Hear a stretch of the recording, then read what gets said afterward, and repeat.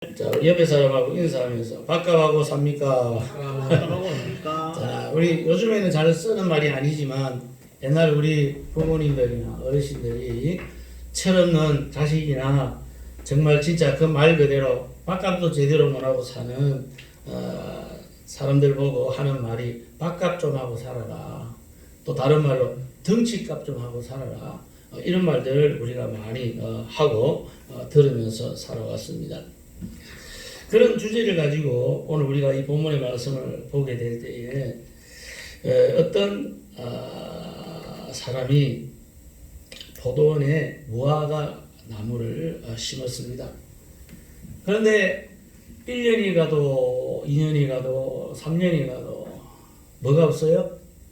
열매가 없는 거예요. 그러니까 그야말로 뭘 못한 거예요? 밥값을 못한 거지. 1년 지나고 2년 지나고 3년이 지나도 열매가 안 맺히니까 이거는 말 그대로 밥값을 못한 거예요. 그러니까 오늘 우리는 이 말씀을 통해서 도대체 어떻게 밥값을 해야 되는가, 밥값을 하지 못하면 어떻게 되는가, 이런 부분에 대해서 오늘 본문의 말씀을 중심으로 해서 한번 생각해 보려고 합니다. 자, 첫째, 이 밥값을 못한다는 것은 무슨 말이냐 하면 이름값을 못했다 그 말입니다. 따라합시다. 이름값을 못했습니다. 자, 여기 말씀의 6절에 보니까 자, 뭐라고 나와 있습니까? 자, 이에 비유로 말씀하시되 한 사람이 포도원에 무화과 나무를 심었더니 와서 그 열매를 보아였으나 얻지를 못했다. 그렇게 말씀하고 있죠. 자, 이 무화과 나무는 이런 무화과 먹어봤어요? 순철씨 무화과 먹어봤어? 맛있어? 맛없어? 맛있어? 나는 무화과 먹어보긴 했는데 이상하게 나는 무화과 나무는 별로 그렇게 땡기는 게 없더라고. 그런데 옛날에 할머니들은 무화과를 굉장히 좋아해. 나 어릴 때 무화과라 그러면 저 이스라엘에 거기만 생기는 줄 알았어. 그런데 아니더라고. 우리나라에도 생기더라고. 그런데 이 무화과 나무는 꽃이 없고 열매를 맺는 나무입니다. 그래서 이거를 성경적으로 이야기하면 무화과는 한마디로 이스라엘이라는 나라를 상징하는 나무입니다. 근데 이 무화과 나무는 그 열매가 잘 익어서 달고 영양가가 좋아서 배고플 때 한 번씩 따라가 먹으면 몇 개만 먹으면 배가 부를 수 있는 그런 참 좋은 나무의 열매입니다. 그래서 이스라엘에 있는 그 지역에는 많은 무화과 나무가 있고 우리나라에도 지금은 이제 전해져 가지고 있는데 문제는 뭐냐면 이 무화과 나무에 열매가 없다는 거예요. 열매가 한마디로 말하면 이름값을 못했다. 여러분이 무화과 나무 그러니까 다른 성경 구절 생각 안 납니까? 네? 성경 구절 생각나죠? 예수님이 예루살렘 성에 이제 온 인류를 구속하는 그 십자가 달리는 사건을 앞에 놓고 예루살렘 성에 입성을 했는데 그때 예수님이 입이 마르고 상당히 시장하셨나 뭐예요. 그래가지고 눈앞에 보이는 무화과 나무가 있어가지고 거기 가서 하나 따먹어서 좀 해결을 하려고 그러는데 열매가 있었어요? 없었어요? 열매가 없더라는 거예요. 자, 그게 지금 여기 마태복음 21장에 보면 나오는데 한번 찾아보기 바랍니다. 자, 마태복음 21장 한번 가보겠습니다. 자, 21장 가니까 18절에 18절입니다. 한번 쭉 읽겠습니다. 평소에 잘 안 보니까 기회 났을 때 읽어야죠. 자, 18절부터 읽어볼까요? 시작. 이른 아침에 성으로 들어오실 때에 시장하신지라 길가에 한 무화과 나무를 보시고 그리로 가서 잎사귀밖에 아무것도 찾지 못하시고 나무에게 이르시되 이제부터 영원토록 내가 열매를 맺지 못하리라 하시니 무화과 나무가 곧 마른지라. 제자들이 보고 이상히 여겨 이르되 무화과 나무가 어찌하여 곧 말랐나이까. 예수께서 대답하여 이르시되 내가 진실로 너희에게 이르노니 만일 너희가 믿음이 있고 의심하지 아니하면 이 무화과 나무에게 된 이런 일만 할 뿐 아니라 이 산들어 들려 바다에 던져 하여도 될 것이요 너희가 기도할 때 무엇이든지 믿고 구하는 것은 받으리라 하시니라. 아멘. 오늘 여기 이 말씀은 기도에 대한 응답에 대한 교훈을 주시려고 말씀했지만 오늘 저는 이 무화과 나무가 있었지만 예수님이 시장에 따먹으려고 가서 보았지만 있어야 할 열매가 있었어요, 없었어요? 없었다. 그러니까 이 무화과 나무는 뭘 못했다? 이름값을 못했다. 무화과 나무라면 당연히 있어야 할 열매가 있어야 되는데 없었으니까 그 무화과 나무는 뭘 못했다? 이름값을 못했다 하는 것을 우리가 이 본문의 말씀을 통해서 알 수가 있습니다. 우리 특별히 누가복음 13장 6절과 9절에 나오는 이 무화과 나무의 그 교훈을 통해서 우리가 알 수 있는 기초적인 상식이 뭐냐면 첫째, 여기 본문에 나오는 포도원은 교회를 상징해요. 포도원은 교회를 상징. 그 다음에 무화과 나무는 뭘 상징할까요? 알아맞혀 보세요.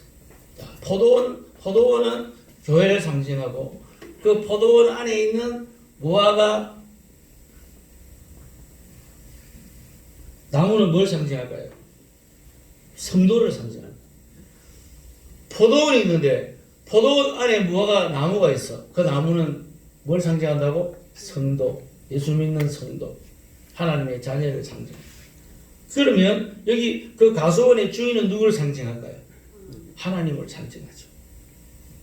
그러니까 하나님께서 때가 되므로 그 가수원을 찾아와서 그 가수원 안에 있는 무화과 나무에게 지금 뭘 요구하고 있어요? 열매를 요구하고 있어요. 언젠가는 우리 하나님께서 이 세상을 심판하기 위하여 예수 그리스도의 재림의 역사가 이루어질 것인데 그 예수님께서 하나님 대신 예수님께서 이 땅에 오셔서 그 무화과 나무 된 우리에게 뭘 요구한다는 거예요? 열매를 요구하겠다는 거예요. 그럼 우리는 자랑스럽게 예수님 오셨습니까? 정말 환영합니다. 웰컴입니다. 그러면서 예수님이 요구하시는 뭘 내놓아야 된다는 거예요? 열매를 내놓아야 된다는 것입니다. 그런데 그 열매가 없었으니까 뭘 못한 거예요? 이름값을 못했다는 거예요. 성도라는 이름은 가졌는데 성도답게 살지 못하면 뭐가 없는 거야? 이름값을 못하게 된다라는 사실이죠. 여러분 이 세상에는 모든 것이 다 이름이 있잖아요. 이름 없는 게 뭐가 있어? 다 있어.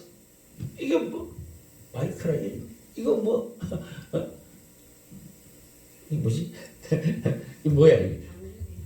반쪽이라 이름. 이건 뭐야? 강대상이라 이름. 여기는 피아노 이름. 여러분 앉아있는 의자라는 이름. 다 이름값이고 그 이름에 따라서 뭘 하고 있죠? 예, 죗값을 하고 있는 거예요. 이름을 가졌으면 그 이름에 맞는 죗값을 하게 되는 거예요. 교회도 마찬가지예요. 교회가 세워지고 교회 이름이 붙었어요. 우리 교회 성산교회라는 이름이 붙었어요. 성산교회 이름값을 해요. 그 성산교회 안에 있는 우리 성도들이 가지고 있는 뭐가 있어? 예를 들어서 직분이 있어. 그러면 집사라. 그럼 집사라는 이름값을 해. 권사야. 권사라는 이름값을 하고. 장로야. 장로라는 이름값을 하고. 목사야. 목사라는 이름값을 하면서 사는 것이 바로 하나님께서 우리에게 주신 정상적인 신앙의 원리가 된다는 거예요. 특별히 하나님께서 이 세상에 있는 교회나 성도를 향하여 예수님께서 산상수훈을 통하여 뭐라고 하면 너희는 세상에 있는 뭐라? 빛이다. 소금이다 그랬습니다. 우리는 빛의 역할을 해야 되고 소금의 역할을 함으로 말미암아 그 이름값을 하게 될 때, 교회라고 하는 이름값을 감당하게 될 때, 그 열매를 맺게 될 때 하나님께서 영광 받으시고 오늘 우리에게 합당한 하나님의 상과 칭찬을 우리는 받을 수 있게 된다라는 사실입니다. 그래서 성경에 보면 우리 성도를 가리켜서 여러 가지 별명을 많이 붙여주는 것을 우리가 알 수 있어요. 예를 들어서 너희는 세상의 빛이요 소금이라는 별명도 있고 너희는 하나님의 편지라는 별명도 있고 그 다음에 냄새나는 그리스도의 향기라는 이름도 있어요. 그 다음에 예수님의 군사라는 이름도 있어요. 하나님의 자녀라는 이름도 있어요. 왕같은 제사장이라는 이름도 있어요. 뿐만 아니라 또 뭐 있지? 거룩한 하나님의 백성, 족속, 그 다음에 하나님의 어린 양이라는 그런 이름도 있어요. 그렇다면 그 이름에 합당한 죄값을 하면서 살아가야 된다라고 하는 것이 우리 주님의 요구라는 사실입니다. 오늘 저와 여러분은 이름만 가지지 말고 그 이름에 합당한 값을 치르면서 살아가는 저와 여러분 될 수 있기를 바랍니다. 오늘날 이 세상이 지금 왜 이런 말도 안 되는 이런 상황을 우리가 맞이하게 되었습니까? 지금 교회가 뭐 전 세계를 말할 것도 없고 지금 우리 한국교회 지금 주일날 당연히 모여서 하나님께 예배를 드려야 할 그게 정상임에도 불구하고 지금 예배를 드리지를 못하고 있어요. 또 예배 드리는 교회는 찾아가가지고 나라에서 정부에서 예배 드리는 교회를 찾아가서 잔을 들고 가가지고 잽니다. 2m 떨어졌나 안 떨어졌나, 마스크 쓰고 있나 안 쓰고 있나, 안 지키면 폐지시키고 벌금 밀리고 300만 원 내놔라고. 그래가지고 그거를 또 말도 안 되는 소리 하지 마라 그래가지고 우리는 그거 용납 못한다 해서 대표적인 저 서울의 사랑제일교회라는 교회는 교인들이 모여가지고 그런 세상에 그런 게 어디 있어?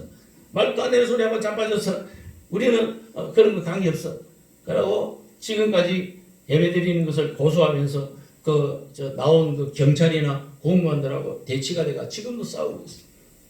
제주도에 있는 어떤 집사님은요, 여자 집사님은요, 도청에 찾아갔어요. 잔을 들고 찾아가가지고 실례합니다. 이렇게 어떻게 오셨습니까? 예, 제가 뭐 물어볼 게 있어서 왔는데 누구한테 물어보면 되냐고. 그러니까 그 직원이 저한테 물어보세요. 담당자가 누굽니까? 저한테 물어보세요. 그래가지고 그러니까 이 여자 집사님이 잔을 딱 꺼내더만 재는 거야. 당신들은 지금 이 도청 안에서 사무실 안에서 2m 거리를 두고 지금 일을 하고 있냐? 마스크를 끼고 있냐? 한 놈도 마스크 안 끼고 있어. 한 놈도 2m 거리 안 두고 있어. 밥을 먹을 때도 똘똘 뭉쳐가지고 밥을 먹고 앉아 있어. 그러면서 이 집사님이 뭐라고 따지지? 너희들은 안 지키면서 왜 우리들 보고는 지키라고 그러냐? 왜 우리 교회를 와가지고 지키니 안 지키니 2m가 되니 1m가 되니 마스크를 썼네 안 썼네 왜 우리를 강요하냐? 이 도대체 무슨 짓거리를 하고 있느냐? 법은 우리만 지켜야 되고 너는 안 지켜도 되냐? 이거 독재 나라 아니냐? 이런 식으로 막 따지고 난리가 나고. 여러분 오늘 우리가 살고 있는 이 세상이 지금 정상이라고 생각하십니까? 물론 당연히 정상이 아니죠. 왜 정상이겠어요? 이 세상은 이미 원수 사단 마귀가 지배하고 있는 세상이기 때문에 정상일 수가 없어요. 정상인 세상이 될 수가 없어요. 그러니까 예수님이 오셔서 이 땅을 심판하신다고 그러잖아. 왜? 정상이 아니니까. 성경적인 나라가 아니니까. 하나님의 말씀에 순종하는 나라가 아니니까.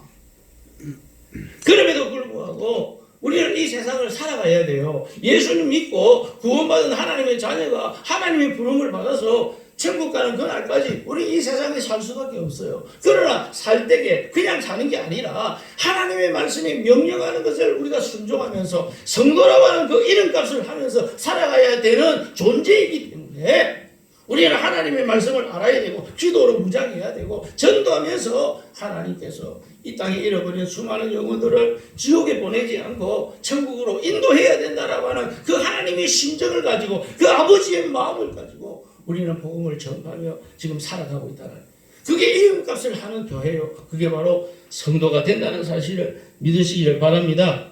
이름만 집사고 권사고 장로고 목사고 그런 타이틀 달고 자랑하려고 하지 말고 정말 오늘 주님께서 우리에게 원하시는 예배의 열매를 맺고 기도의 열매를 맺고 전도의 열매를 맺고 사랑의 열매를 맺고 성령의 열매를 맺어가는 우리 성산교회요. 우리 모든 성도들이 다 될 수 있기를 주님의 이름으로 축복합니다.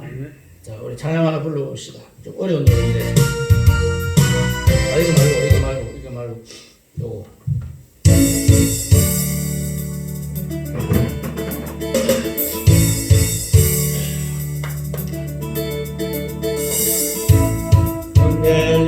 때처럼 주 말씀 선포되고 또 주의 종 모세의 때와 같이 언약이 성취되네.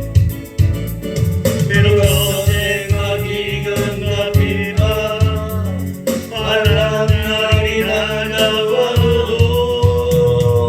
믿음 광야에 외치는 소리 주의 길을 예비하 오라 주님 구름 타시고 나팔 불 때 다시 오시네 외치세 이 은혜의 힘 시온에서 구원이 임하네. 예수의 환상처럼 날뼈가 살아나며 또 주의 종 다윗 때와 같이 예배가 되네. 수수할 때가 이르러 들만 뛰어 전에 우리는 수수한 일꾼 되어 주 말씀을 선포하니 오라 주님 구름 타시고 나팔 불 때 다시 오시네 모두 외치세 이 은혜의 힘 시온에서 구원이 임하네.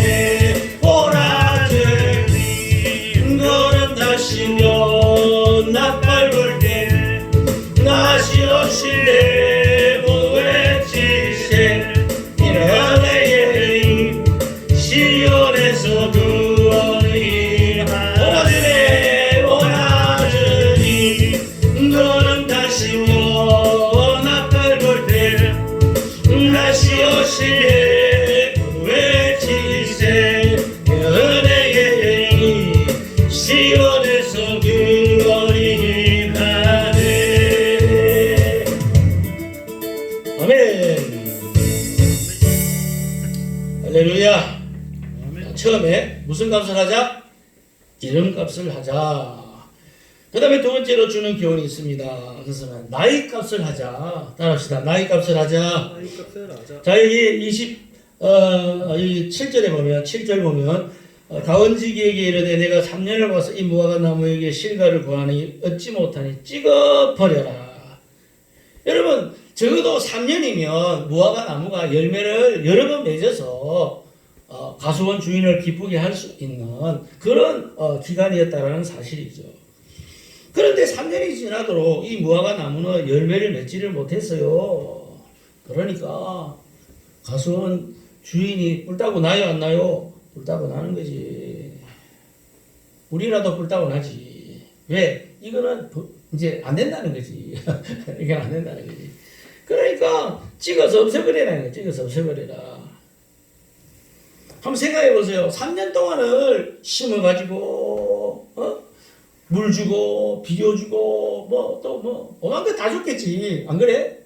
뭐 왜 잘 자라라고 열매 많이 맺으라고 칭찬도 해주고 하면서 사랑한다 소리도 해가면서 얼마나 많이 사랑을 주면서 비료를 주면서 물을 주면서 기다림 속에서 인내하면서 뭘 기대했어요?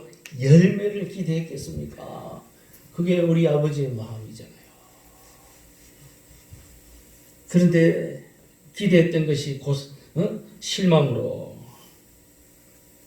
맺어야 할 열매는 없고 입만 무성하고 시간과 세월만 낭비해버린 그야말로 나이값도 하지 못하는 무화과 나무가 되어버리고 말았다는 사실이에요. 그러니까 찍어서 갖다 버리라는 거야. 땔감이나 쓰겠다. 땔감이나. 바로 이런 것처럼 여러분 우리가 신앙생활 하면서 초신자 때는 몰라도 그래도 신앙생활 2년도 하고 3년도 하고 세례도 받고 직분도 받고 집사도 되고 권사도 되고 장로도 되고 교사도 되고 그 정도 돼 있으면 뭐 해야 돼? 나이값을 해야지. 그렇죠? 나이값을 해야 되잖아. 근데 나이값을 못하는 사람들이 많이 있더라는 거예요.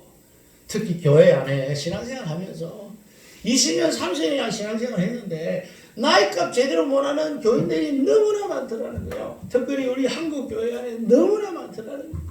그래가지고 이 교회 저 교회 떠돌아다니다가 나중에는요 뭐가 돼? 가나안 성도가 되버려. 가나안 성도. 가나안 교인이가 되버렸어. 믿기는 믿는 것 같은데 안 나가. 거꾸로 하니까 가나안이야. 가나안 교인이 되버렸어. 이게 뭘 말하는 거예요? 한국 교회가 지금 그만큼 지금 엄청난 타락과 문제 속에 지금 봉착이 있다는 것을 우리에게 설명해 주고 있는 것입니다. 목사가 설교 조금 하면 그거 듣고 상처받아가 아 목사 나 치네 나보고 하는 소리네 그 자기 보고 하는 소리가 들으면 얼마나 감사해.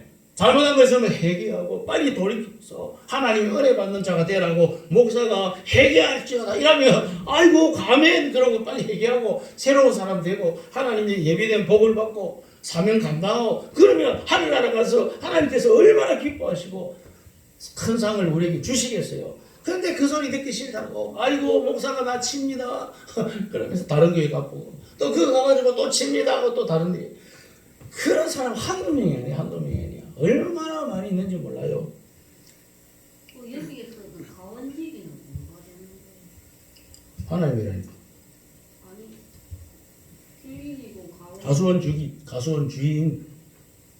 가원지기. 아 가원지기.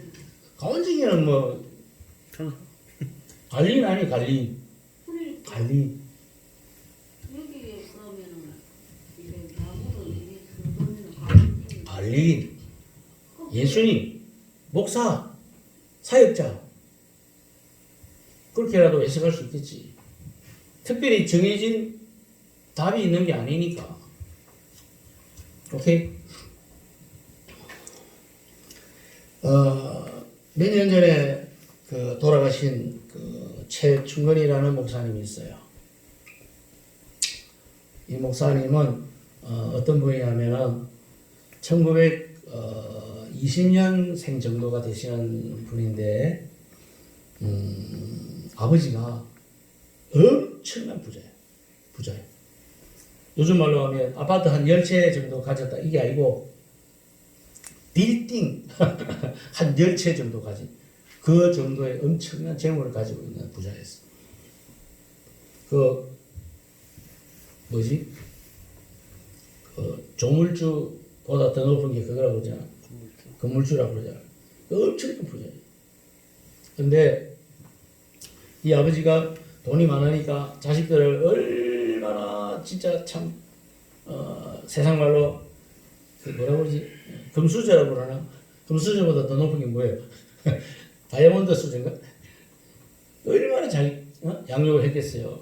그래가지고 저 외국에 일본 같은데 유학도 보내고 그래가지고 공부도 많이 하시고 하여튼 막 떵떵거리면서 살았던 그런 분이에요. 그랬던 그분이 20대에 예수님을 믿게 됐어요. 그러니까 예수 믿고 나니까 이분이 이제 그때 이때까지 가지고 있었던 모든 생각이라든지 인생관이 바뀌기 시작하는데 그래가지고 무슨 생각을 이제 가지게 됐냐면 내가 이제 예수 믿고 거듭났으니까 하나님의 자녀로서 천국 갈 때까지 하나님이 내게 주신 사명을 내가 잘 감당하는 자로 살아야 되겠다. 그래가지고 목사님이 되게 됐어요. 자기한테 재물이 많잖아요. 그 재물들 쭉 가난한 사람들한테 어려운 사람들 부재하고 다 나눠주면서 그렇게 했어요. 그 재물 다 그냥 써버렸어요. 다 써요. 그러면서 목회를 하고 목사님이 되셨는데 그 목사님이 나이가 50이 딱 됐을 때에 하던 목회를 이제 딱 접고 그때부터 뭐를 하기 시작했냐면 전도자가 되었어요. 전도가 되는데 이분이 전도하는 게 참 특이해요. 어떻게 전도를 하냐면 전도지를 자기가 직접 만들어가지고 이제 지하철 있죠. 지하철을 다니면서 전도를 하는 거예요. 근데 이상한 것은 신발을 안 신어. 맨발이에요. 그래서 그분한테 붙여진 별명이 맨발의 전도자예요. 맨발의 전도자. 그래서 사람들이 물어봐요. 할아버지 왜 신발을 안 신어요? 그러니까 신발은 나중에 우리 예수님 오신 그때 내 신으려고 신발을 안 신는다고.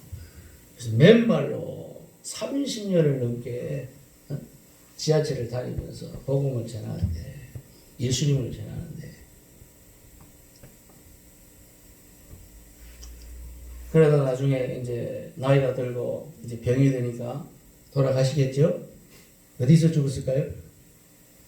하나만처럼 어디서 죽었을까? 혼자라 어디서 죽었을까? 병원에서 죽었을까? 보고 지하철에서 보급연에다가 지하철 의자에 앉아서 돌아가셨어요.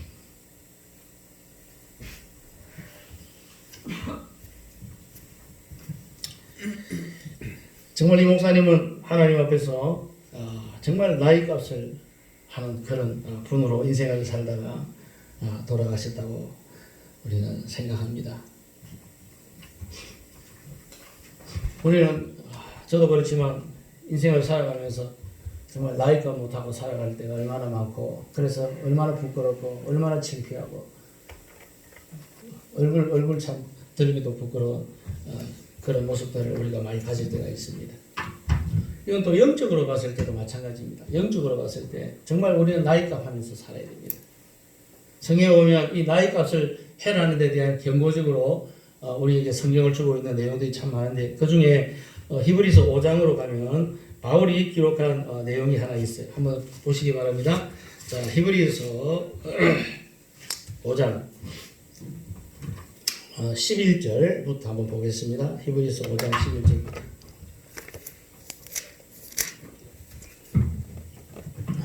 자, 이거 보시면, 자, 11절부터 볼까요? 시작. 멜기세덱에 관하여 우리가 할 말이 많으나 너희가 듣는 것이 도남으로 설명하기가 어려우니라. 때가 오래되었으므로 너희가 마땅히 선생이 되어야 할 터인데 너희가 다시 하나님 말씀의 초보에 대하여 누구에게서 가르침을 받아야 할 처지이지. 단단한 음식은 못 먹고 젖이나 먹어야 할 자가 되었도다. 이는 젖을 먹는 자마다 어린아이나 의의 말씀을 경험하지 못한 자고 단단한 음식은 장성한 자의 것이니 그들은 지각을 사용하므로 연단을 받고 선악을 분별하는 자이니라. 오늘 이 히브리서 기자는 이 말씀을 통해서 우리가 날마다 젖을 먹어서 되겠느냐, 날마다 초보해서 되겠느냐, 이제 우리는 단단한 음식을 먹는 장성한 자가 되고 지각을 사용함으로 연단받고 선악을 분별하는 성인이 되어야 되지 않겠느냐. 어린아이에 머물면 안 된다. 영적으로 성장해야 된다. 우리가 성장해야 또 다른 사람들에게 예수님 복음을 전하고 그 영적 어린아이가 된 그들을 우리가 인도하고 또 말씀으로 양육해 나가는 자가 되어야 되지 않겠느냐. 그러므로 나이값을 해야 된다는 것을 우리가 강력하게 전파하고 있는 것을 우리는 볼 수가 있습니다. 그러므로 우리 성산교회 성도님들은 오늘 이 말씀과 같이 우리도 나이값하고 하나님 앞에 영광 돌리는 살아가는 자가 될 수 있기를 바랍니다. 마지막에 세 번째로 뭐라고 말씀하고 있습니까? 자리값을 해라고 말씀하고 있습니다. 8절입니다. 8절. 8절에 보니까 뭐라고 해요? 그대로 두소서 내가 두릅하고 그 다음 뭐예요? 그름을 주리니. 무슨 말이에요? 1년만 더 참아주세요. 그러면 내가 다시 한 번 더 노력해서 충성해서 더 비료를 주고 잘 가꾸고 물을 주고 해서 꼭 열매를 맺을 수 있도록 그렇게 하겠다. 그렇게 이제 말씀하고 있는 내용입니다. 근데 오늘 여기에서 중요한 것은 뭐냐면 자리값을 해라는 거예요. 그렇게 좋은 자리에다가 좋은 흙에다가 땅에다가 심어가지고 비료 주면서 열매 맺으려고 했는데 열매를 못 맺었으니까 주인은 성질 바치가지고 찍어버리라 그렇게 말씀하고 있다는 사실입니다. 이걸 한마디로 우리가 생각해 볼 수 있는 교훈은 뭐냐? 자리값 하는 성도가 되자. 자리값 하는 성도. 따릅시다. 자리값 하는 성도가 됩시다. 예, 자리값 하는 성도가 될 수 있는 저와 여러분이 될 수 있기를 바랍니다. 우리가 자리에 따라서 그 가치가 정해지잖아요. 여기 세상도 마찬가지 아니에요. 세상도 건물도 그래요. 1층 탈리고 2층 탈리고 아파트도 마찬가지고 시장도 마찬가지고 저 시장에 다이소가 지금 이제 뭐 4월달 되면 이사 간다고 그러는데 저 다이소가 위치가 너무 좋잖아요. 그지? 자리값이 엄청나게 비쌀 거야. 장사 잘 됐어요. 손님도 많아. 그런데 갑자기 이사 간다네. 어디로 가냐? 저 서동역 근처로 간대. 그럼 가면 장사가 될까 안 될까? 안 될 것 같아. 망할 것 같아. 근데 그 왜 가? 여기를. 왜 가기는 왜 가? 주인이 돈 더 달라고 그랬겠지. 여기는 자리값이 비싸니까 너희들 장사 잘 되니까 뭐 달라고? 돈 더 내놔라 이거지. 그러니까 이제 서로 간에 안 맞으니까 결국에는 이사를 갈 수밖에 없는 그런 처지가 되어 버렸는데 오늘 우리 신앙생활도 이런 부분들이 있다는 거예요. 그래서 오늘 우리가 자리값을 잘 감당하게 될 때 여기에 놀라운 하나님의 은혜와 축복이 기다리고 있다라는 사실을 우리는 알아야 됩니다. 자리값을 잘 감당하게 될 때 하나님 어떤 역사를 이루어 주십니까? 그것은 죄인이 의인되는 역사가 일어난다는 것입니다. 약한 자가 강한 자로 변화되는 역사가 일어난다는 거예요. 병든 자가 와서 건강한 자가 되는 역사가 일어난다는 거예요. 슬픈 자가 와서 기쁨을 얻는 자가 되는 역사가 일어나고 지옥에 갈 자가 천국 갈 자로 변화되는 놀라운 역사가 일어난다는 것입니다. 그러므로 우리 성산교회도 한마디로 여기에 자리 잡았으니까 뭐 해야 돼? 자리값을 할 수 있는 정말 하나님께서 기입 오시는 하나님께서 쓰임받는 그런 우리 성산교회로 하나님 앞에 영광 돌리는 저와 여러분 될 수 있기를 바랍니다. 남은 생에 우리 주님 부르시는 그날까지 하늘나라 가는 그날까지 우리 정말 세 가지 값을 잘합시다. 첫째, 이름값을 잘합시다. 두 번째, 나이값을 잘합시다. 세 번째, 자리값을 잘합시다. 이것을 잘 감당할 수 있는 저와 여러분 될 수 있기를 바라고 우리 찬송가와 같이 불러보겠습니다.